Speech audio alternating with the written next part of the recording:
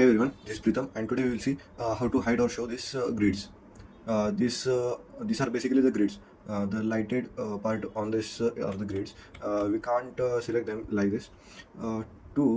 As you see in this 3D model, that these grids are making some of the difficulties to see the model properly, right?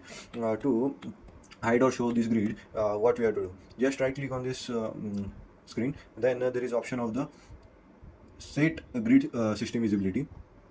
As you see that the as I have clicked here, the grids have been vanished, means removed. And in this 3D view, as we have to refresh this view, once again we should do it here. Right click and click on the set grid visibility.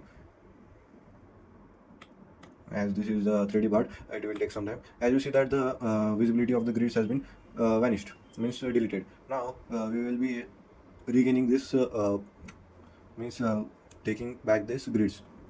So what to do? Just right click on this screen and just once again click on set grid system visibility on. As you see that the grids have been now visible. The same for the 3D one. Click on right click and click on set grid system visibility.